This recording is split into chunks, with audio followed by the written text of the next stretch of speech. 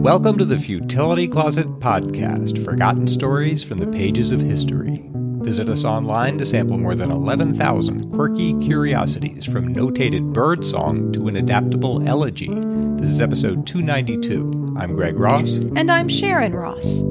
In 1927, Henry Ford decided to build a plantation in the Amazon to supply rubber for his auto company.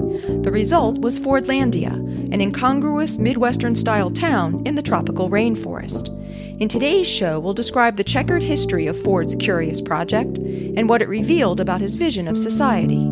We'll also consider some life-saving seagulls and puzzle over a false alarm.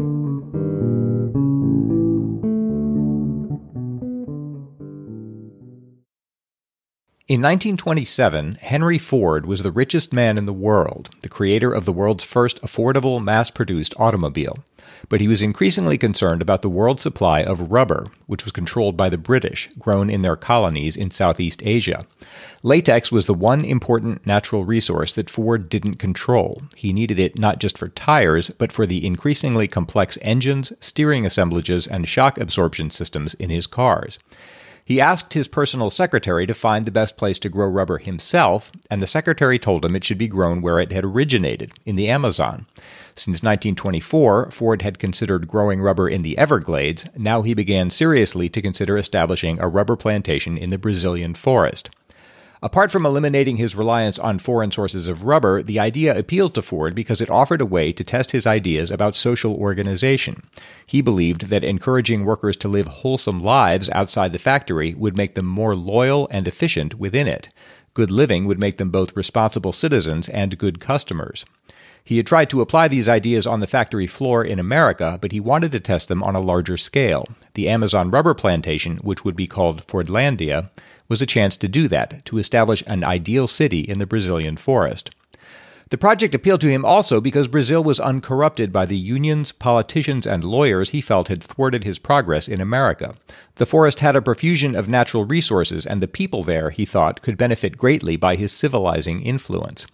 He sent a researcher to Brazil who wrote back, "The people are everywhere poor and forlorn. Most of them are penniless and without hope for the future. Many of them have not even had a piece of money in their hands for years." Ford himself did not visit Brazil, and he had little curiosity about the existing culture. The vision that took shape in his head was a peculiarly American ideal based on his youth in Dearborn, Michigan. It would be a Midwestern town with modern amenities where drink and other forms of immorality were discouraged, and that combined generous wages, humane benefits, and moral improvement to create health and wealth for its people. He said, "What the people of the interior of Brazil need is to have their economic life stabilized by fair returns for their labor, paid in cash, and their mode of living brought up to modern standards in sanitation and in prevention and cure of disease." And he added, "There will not be any great difficulty in accomplishing these things." For $125,000, he got the rights to 2.5 million acres, an area nearly the size of Connecticut, on the Tapajos River, a tributary of the Amazon about 600 miles from the Atlantic, and the experiment began. One German newspaper wrote, "If the machine, the tractor, can open a breach in the great green wall of the Amazon jungle, if Ford plants millions of rubber trees where there used to be nothing but jungle solitude, then the romantic history of rubber will have a new chapter. A new and titanic fight between nature and modern man is beginning." In the summer of 1928, 2 ships were dispatched, loaded with materials to start the plantation. Generators, road-building machinery, steel, concrete mixers, prefabricated buildings, an entire disassembled warehouse, clothing, medicine, and food. $1 million worth of goods altogether. But the forest site they had chosen for the plantation was at the top of a rise to protect it from flooding, and that meant the ships couldn't reach it until the rainy season, when the river would be deep enough to accommodate them. They would wait for 2 months and wouldn't be fully unloaded until late January. In the meanwhile, workers started to clear the jungle. The planners had envisioned a great industrial city with 25,000 workers and 100,000 residents, but Ford's dreams of cleanliness and order seemed far out of reach. The first progress report read, "No sanitation, no garbage cans, flies by the million, all filth, banana peels, orange rinds, and dishwater thrown right out on the ground. About 30 men sick out of 104, no deaths, but plenty of malaria." That stopped work for nearly the whole month of August. While the heavy machinery was delayed for months on the ships, workers managed to clear only a few hundred acres of trees. Also, again inauspiciously, they had undertaken this clearing during the wet season, so the trees they felled wouldn't burn. They had to douse them with kerosene, and the resulting blaze burned for days and sent terrified wildlife fleeing. The managers put up some makeshift buildings to serve while the jungle was cleared and a street grid laid out, but they had trouble retaining workers. The work was difficult and unpleasant, and there was nothing to buy in Fordlandia, so the workers tended to take their pay and return to their families. By the beginning of 1929, Ford had spent more than $1.5 million and had little to show for it. As 1930 unfolded, there was still no dock or reception hall to receive new workers, and a shantytown of homeless laborers had begun to grow up along the riverfront. Fordlandia was becoming a mockery of Ford's vaunted values: orderliness, efficiency, discipline, and self-reliance. The plantation manager was having trouble even keeping the string of bulbs lit that hung over the few streets that he'd managed to cut from the jungle. The housing they'd built was still inadequate, and the hospital had sunk on its foundations and leaked in wet weather. The workforce now numbered more than 1,000, but the facility could not keep food fresh because its refrigeration plant had yet to be assembled. Just as they had unwisely cleared the forest in the wet season, they had commenced planting in the dry, the worst time to plant rubber, and by the end of 1929 the results were so meager that it was clear they'd have to plow the planting under.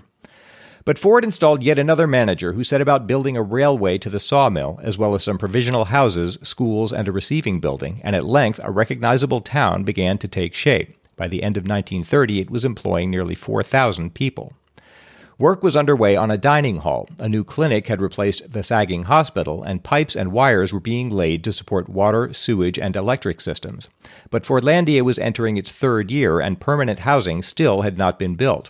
Worse, the regimentation and discipline that Ford had imposed were generating tensions with the Brazilian workers, whose input was not heeded. The Michigan managers kept to themselves and rarely learned much Portuguese. One Brazilian who visited the plantation as a boy said, "They were very white, blonde with blue eyes, and spoke a different language. It was as if the earth had been invaded by beings from another planet." One observer called this a wall of provincialism. The managers' wives found themselves entirely idle. One staff member wrote to Michigan, "Frankly, I believe that one of the troubles with the ladies is that for them it is a listless, useless life, nothing to do, and they have not the energy to do anything due to the climate, which is undoubtedly of an insidious nature." They too spoke only English, and so could not communicate even with their servants. They complained of heat rashes, skin fungus, and dysentery, and were plagued at night by vampire bats that worked their way past the window screens. Even 20 years after she returned home, one wife said she recalled black ants with claws just like lobsters and the largest flying cockroaches I've ever seen. With time, the social tensions abated somewhat, and there were no major incidents in 1930. By that time, most of the building had been done. Land was being cleared, rubber planted, and roads built. It looked as though a workable routine had been established. But that December, a fight broke out in the new eating hall, where Ford had imposed a diet of brown rice, whole wheat bread, and tinned peaches. The resentment at this foreign paternalism boiled over when the workers were required also to stand in line to serve themselves, and they rioted, destroying the eating hall and every vehicle on the property, as well as manufacturing equipment, generators, and even their own homes. Damages from the riot were estimated at $25,000, and the plantation's prospects seemed to dim further as the reality of the Depression reached the Amazon forest. Ford's company was running a deficit for the first time, and rubber prices were tumbling. But Ford decided to double down, perhaps unwilling to give up on a project that bore his name, and he allotted even more resources to the plantation. He began to talk it up in the press, emphasizing what he called its civilizing mission, and the Ford company would keep up this emphasis in its public pronouncements for the next decade. Gradually, the plantation's population was built up again, and within 6 months it had reached 1,500 workers and their families, about 5,000 people. Under manager Archibald Johnston, it finally began to come into its own, an incongruous Midwestern American town in the Amazon jungle. Johnston contracted with concessionaires to open a barber shop, a bakery, a tailor, a shoe store, 2 grocery stores, a vegetable and fish market, a butcher, and even a store that sold notions and perfumery. He got someone to run the reopened dining hall. He arranged for better housing, establishing more than 100 adobe houses with water and electricity. The streets were graded, paved, and named, and he added sidewalks, street lamps, and even fire hydrants. Because Henry Ford thought that gardening would enforce a sense of propriety and personal pride, the planting of flowers and vegetables was incorporated into the school curriculum and encouraged among the workers. The managers laid out tennis courts, swimming pools, and a 9-hole golf course and promoted hunting, competitive sporting events, and a vaudeville show staged by the managers. Residents could attend square dances, Hollywood films, and recitations of poetry by William Wordsworth and Henry Longfellow. A water tower with Ford's cursive logo painted on its side became the tallest man-made structure in the Amazon, the center of an elaborate system that pumped 500,000 gallons of filtered and chlorinated river water throughout the town each day. Altogether, one traveler said, Fordlandia was a miniature but improved Dearborn, Michigan in the tropical wilderness. The American military attaché Lester Baker wrote, "After traveling through hundreds of miles of jungle, to come into Fordlandia is like a dream. Here is a little corner of the United States. There are 6 sets of staff houses and 4 foremen's quarters. All are equipped with modern plumbing, electric lights, telephones, electric refrigerators, washing machines, screens, pianos, and Victrolas."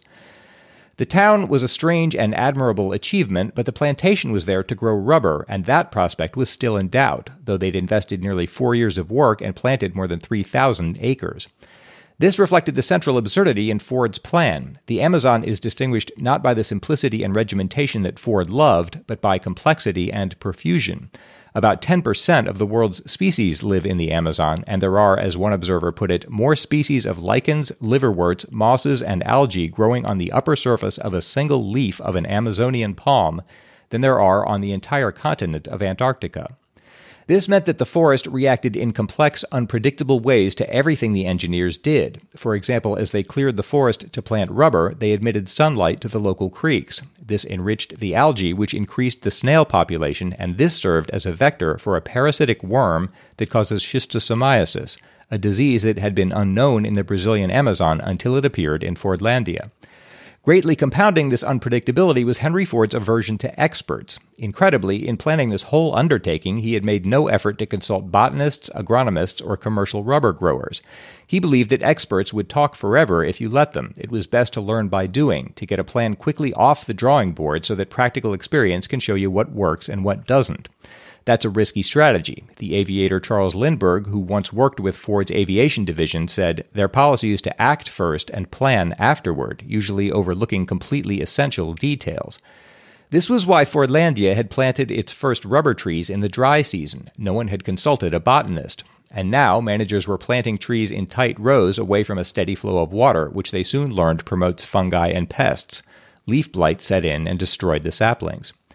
In the face of this setback, Ford finally consulted plant pathologist James Weir, who'd written the authoritative reference on South American leaf blight. He arrived at Fordlandia in March 1933 and suggested they move the whole operation 70 miles downriver to Belterra, a plateau with richer soil and better drainage. Ford listened to him. The company had spent 6 years and $7 million on Fordlandia, but in May 1934 it traded 500,000 acres of that plantation for an equal area in Belterra. Fordlandia would be maintained as it was and would serve as Weir's research station. Belterra was set up like another transplanted Midwestern town, with a city square, a church, an outdoor movie theater, a swimming pool, a golf course, a water tower, and even windmills to produce electricity. Model Ts and As rolled down its streets, which were lined with sidewalks, street lamps, and hydrants, and the workers' bungalows had neat lawns and front gardens. By late 1936, this second facility had planted 700,000 trees. Blight had begun to appear here too, but the soil was better and flatter, and it was easier to fumigate and prune the plants. Still, the jungle would not be tamed. Lacebugs began to thrive among the trees, and workers once spent 5 hours removing 250,000 caterpillars by hand, enough to fill 50 one-gallon containers. The managers experimented with growing different varieties of the rubber trees, as well as with grafting and varying the rate of planting. They had some success. Over the next 2 years, work crews cleared more than 20,000 acres, and by late 1940, Belterra had planted nearly 3 million trees. But finally, the leaf blight turned epidemic and killed most of them.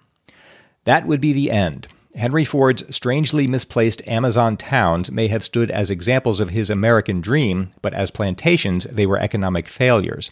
By the end of World War II, Ford was in poor health, and low-cost latex was flooding the world, supplied by Asian plantations, and now also synthesized from petroleum. Under pressure to rebuild the company for post-war production, Ford's grandson, Henry Ford II, decided to sell off the plantations, and on November 5, 1945, he turned over Fordlandia and Belterra to the Brazilian government for less than $250,000. Altogether, Ford had invested $20 million in the project, but Fordlandia had never produced a rubber harvest, and Belterra had produced only 750 tons of latex, none of which ever made it into a Ford car. The Amazon had represented one of Henry Ford's biggest hopes, and it had become one of his biggest failures. The Americans returned home, leaving the plantation standing in the forest. A visitor several years later said the jungle was, quote, beginning to creep back over it and blot out the signs and lines of a super-civilization which men had transported and transplanted at the cost of incredible effort, money, and human life.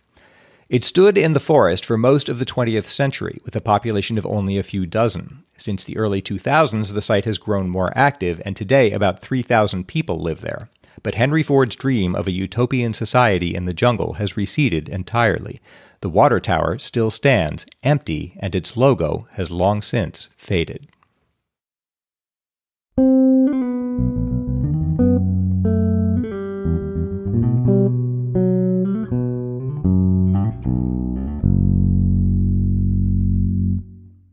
The main story in episode 285 that came out on February 24th was about the grasshopper plagues, where farmsteads in the American plains were beset by enormous swarms of locusts in the 1870s. Just 3 days later, on February 27th, a story appeared in several media outlets about China intending to send ducks to help combat locust swarms in Pakistan, and a couple of our listeners sent us a heads up on that. So the very serious part of this story is that for much of this year, there have been hundreds of billions of locusts swarming through parts of East Africa, Asia, and the Middle East, in the worst infestation seen in decades, threatening food supplies and livelihoods and leaving at least 20 million people at risk of not having enough food. Nature reports that these types of swarms typically occupy about 100 square kilometers and contain between 4 and 8 billion locusts. But in Kenya, for example, where the problem is the worst it's been in the last 70 years, one of these swarms covered 2,400 square kilometers, which is more than 3 times the size of New York City or about the size of Luxembourg. Unusually warm and wet weather has allowed for much of the extreme population increase in these locusts. The desert locust breeds after periods of rain, and for example, a cyclone struck the desert between Saudi Arabia, Yemen, and Oman in 2018 that caused very favorable breeding conditions for several generations of the locusts. Just as the conditions were drying out and the breeding was slowing, a second cyclone hit the area, leading to a new round of heavy breeding. Instead of the population increasing the expected 400-fold for one cyclone, it increased 8,000-fold. In addition, the ongoing war in Yemen has been another important factor. Yemen is considered a frontline country for the desert locusts, as they are typically present there throughout the year, but the war has greatly hindered the country's once effective locust control program. And just as I was writing up this story, I started seeing news reports about a second wave of these locusts hitting East Africa, so this very serious situation is definitely an ongoing one. The less serious side to this story, though, is that for a little while the idea was floating around that ducks were going to be used to help combat the locusts. Irene Liberali wrote, "Hello, Sharon and Greg. I've just listened to your most recent episode about the grasshopper plague, so today's article in The Guardian caught my eye. Actually, it says Duck Army in the title, so I would have clicked it even without the podcast. But it's quite a coincidence to see this story right after listening to the episode. The photo showing a modern-day locust swarm was particularly striking. Greg's story painted a vivid picture, but it's something else to see an actual image of it. I thought you might be interested in this article as a follow-up to the locust story, and also as people who might have a general interest in armies of waterfowls. There's quite a long list of animals with interesting jobs, from the cat station masters of Japan to the bug-eating library bats, and now we can add duck armies to it. I hope you also enjoy the short video of ducks marching along, underscored with suitably dramatic music. Thank you as always for your very informative podcast, and have a very good day." And Irene sent a link to an article in The Guardian that I didn't get to see before they amended the article. The link says, China to dispatch army of ducks to Pakistan to devour Locust Swarm. But when I clicked on it, the title had been changed to, China will not send ducks to tackle locusts in Pakistan, says expert. Since they changed the article, I also didn't get to see the video that Irene mentioned, although I did find an article in The Independent on the same story, and it did have a video of a great many ducks, possibly a whole army of them, marching along, although without the dramatic music. The photos that accompany many of these stories are truly striking, as Irene said, seeing, for example, people standing in the midst of such a swarm of insects. The whole duck story started when the Ningbo Evening News reported that 10,000 ducks were going to be sent from Zhejiang province to Pakistan, and this report got picked up rather widely before being refuted. The Ningbo Evening News had quoted a researcher from the Zhejiang Provincial Institute of Agricultural Technology as saying that using ducks would be much less expensive and environmentally damaging than the use of pesticides. He also favorably compared ducks to chickens, saying that since ducks like to stay in groups, they're easier to manage than chickens, and that a duck can eat more than 200 locusts a day compared to only 70 for a chicken. So a definite superiority for the ducks there. And this whole idea of sending in ducks to combat the locusts is not as completely far-fetched as it initially sounds, as I actually saw several mentions of China having reportedly deployed ducks to eat locusts during an infestation in the Xinjiang region in 2000. Some accounts only mention the ducks and that they were supposedly effective against the locusts, and other accounts say that both ducks and chickens were sent and that the ducks were more effective than the chickens, but I didn't find much more information than that. The idea of China sending ducks to Pakistan received a great deal of popular support on Chinese social media, getting more than 500 million views and thousands of comments on China's Weibo platform in just hours after the story broke. But a professor from the China Agricultural University told reporters that it really wouldn't be such a great idea after all, sending waterfowl to such a hot desert region. Alex Baumans had also sent a link to a BBC story about sending ducks to Pakistan and said, this just appeared in my news feed with the title, Release the Quackin', and then later helpfully let me know that the story had been refuted. Alex did some quick calculations based on the weight of grasshoppers and adult ducks and how much they eat to determine that the estimate of ducks eating 200 or so locusts a day did seem reasonable, and then said, as for the practicality of deploying 10,000 ducks and ensuring that they eat locusts and not much else, that is a different matter entirely. One thing is for certain, if you did this in a French village, people would sue you because of the noise. And based on what I had covered in episode 262 about people suing over the noise made by one French rooster, I have to assume that he's correct. Even if you could transport, I can't believe we're having this conversation, 10,000 ducks from China to Pakistan, and even if they ate 200 locusts a day, that's still, the numbers you were talking about before, billions of them. The numbers are so big, it's hard even to conceive. Yeah, and that's some other people who weighed in on this, in the news reports were basically saying that, it sounds like, it's a lot of locusts. It's a lot of locusts that they'd be eating, but with the numbers of locusts that they have, it might just take too much time. And then you've got a whole bunch of ducks. And then you have the ducks to deal with. And ducks probably aren't going to do very well in a desert anyway, so... No. And on the topic of birds helpfully eating problematic insects, Jordan Johnson wrote, I assume you have already heard this story, and it does not have to do with grasshoppers exactly, but here in Utah there is a famous episode of a plague of Mormon crickets that was ended through the intervention of seagulls. It was significant enough that there is a statue of a seagull on Temple Square in downtown Salt Lake City. And Greg and I hadn't heard this story before, Jordan, so thanks for sending it and the helpful link. Apparently, if you live in Utah, it is very well known. A 2017 article in the Salt Lake City Weekly calls this story, known as the Miracle of the Gulls, pervasive and entrenched in the Utah culture. According to Wikipedia, the Miracle of the Gulls is an 1848 event often credited by Latter-day Saints, Mormons, for saving the Mormon pioneers' second harvest in the Salt Lake Valley. While absent in contemporary accounts, later accounts claimed seagulls miraculously saved the 1848 crops by eating thousands of insects that were devouring their fields. As the story goes, a late frost in the spring of 1848 destroyed some of the pioneers' crops, and then swarms of insects, now called Mormon crickets, threatened what remained. After fervent prayer, or possibly a 3-day fast and prayer, legions of seagulls arrived and ate massive quantities of the crickets, gorging until they were full, regurgitating the insects, and then devouring more over a 2 or 3 week period, depending on the source. The gulls demolished the crickets, saving the rest of the crops and ensuring the survival of the pioneers. To commemorate the event, the LDS Church erected Seagull Monument in Salt Lake City in 1913, and the California gull was officially named the state bird of Utah in 1955.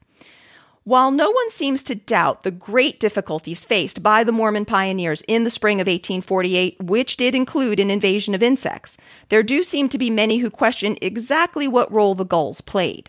For example, an article on the LDS Living site notes that LDS historians consider some aspects of the story to be over-dramatized. And one such historian wrote, "Like numerous other popular accounts of important and unusual historical events, the details of the Cricket War of 1848 over the years have been oversimplified, improved upon, and given somewhat legendary characteristics." One important fact noted by both the LDS and other historians is that the gulls aren't mentioned in the contemporaneous accounts of the crickets. Although the cricket plague was much written about, the descriptions of the events in early accounts and people's journals and diaries don't mention the gulls. One LDS historian who researched the events concluded that frost, crickets, and drought in 1848 all contributed to serious crop damage, and that gulls, which are common enough in Utah, did appear and eat some of the insects, but that the actual benefit of the birds was probably not as extensive as the popular story goes today. Another LDS historian said, "The gulls did appear on a smaller scale than we sometimes envision, and that was a miracle to many of the early pioneers. I am not ready to tear down the Seagull Monument on Temple Square because the gulls are only a symbol of the greater miracle that the pioneers were able to survive in the valley at all, given the conditions they lived in. The modern lesson might be constantly scanning the horizon for a flock of gulls when help might be before us in a smaller, more simple way." That's a nice way of putting it. Thanks so much to everyone who writes to us. We really appreciate getting your comments, feedback, and follow-ups. So if you have any of those that you'd like to send to us, please send them to podcast@futilitycloset.com.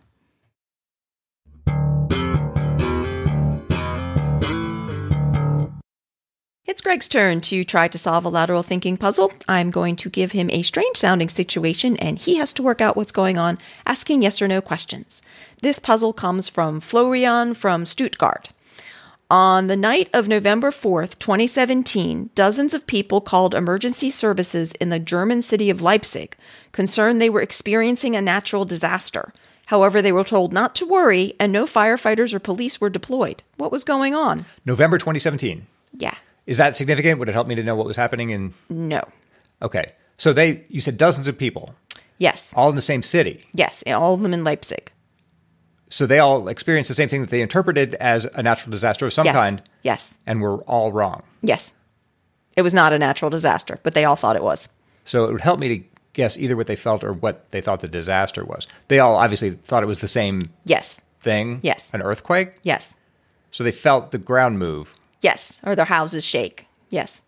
So something was happening in Leipzig in November 2017 that wasn't an earthquake. Correct. And it wasn't anything to be concerned about at all. But it shook the ground. Yes, I know. So, but it wasn't like some kind of other disaster, you know? It's like, okay, it's not an earthquake. It's just we've got bombs going off. You know, it's not like that. All right. Well, was it an explosion of any kind? No. Was it planned, would you say? Define planned. Well, was it planned? Was it some man-made event? I would say yes. Okay. Was that planned by whoever? Yes, there was a planned event that was occurring. So whoever knew about that event, whoever had organized that event, wouldn't have been surprised to learn that the ground had moved? Is that safe to say? Yeah. So it wasn't that this was some mishap? It wasn't a mishap. The event went off as expected? Yes. But these people just hadn't been aware that it was going to happen? Right, the citizens of Leipzig. All right. The intent was not to make it seem like an earthquake. I mean, that was a byproduct of something else. Was big enough to... Yes. Okay, was it I asked you if it was an explosion? It was not an explosion. It was nothing you would consider like a disaster or a mishap or an accident or anything like that. Well, what would shake the ground? Was something leaving the surface of the Earth? You know, like a rocket or something. Oh, like permanently leaving the surface of the Earth? Well, even temporarily. Temporarily. Yes. Yes. Okay, that's helpful. That's a good thought. But you're saying not permanently. Something went up and then came down? Yes, more than one something. Oh, really? Okay. Multiple things went up and came down. And Yes. was it the landing that had shook the ground? Yes. So they're massive things. Heavy things. No, not necessarily. Was it more than 10 such things? Yes. Oh, really? Yes. All went up and came down. Yes. Why do I want to ask this? Were they people? Yes. Why do I even want to ask that? I'll tell you, it was 12,000 people. 12,000 people jumped in the air? Yes. And came down again? Yes. And that shook the ground. I guess it would. Kind of jumped up and down. Was Yes. this in Leipzig? It must have been. It was in Leipzig. Yes. What would make 12,000 people start jumping up and down simultaneously? Some entertainment event? Yes. With like a concert or something? It was a concert. Oh my gosh. Florian said, the German band Kraftklub were playing a concert nearby and encouraged their 12,000 fans in attendance to simultaneously jump up and down during a song. Owing to the unusually high groundwater in Leipzig, these oscillations were transferred to nearby houses, causing walls to shake and the occupants to suspect an earthquake, triggering between 30 and 50 emergency calls. In fact, the same thing had happened 2 years earlier, so authorities were aware of the issue and had even discussed placing a jumping ban on the concert. Well, I was going to ask, how would the emergency personnel know that was the real cause? I guess because this had happened before. previously. The band later posted a video on Facebook, which was called How to Make an Earthquake. So thanks so much to Florian for that alarming but ultimately non-disastrous puzzle. If you have a puzzle you'd like to send in for us to try, please send it to podcast@futilitycloset.com. Futility Closet is supported entirely by our incredible listeners. If you'd like to help support our celebration of the quirky and the curious, you can find a donate button in the support us section of the website at futilitycloset.com. Or you can join our Patreon campaign, where you'll not only get to support our show, but also get more discussions on some of the stories, extra lateral thinking puzzles, outtakes, and peeks behind the scenes.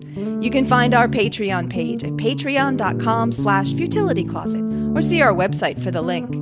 At our website, you can graze through Greg's collection of over 11,000 concise curiosities, browse the Futility Closet store, learn about the Futility Closet books, and see the show notes for the podcast, with links and references for the topics we've covered.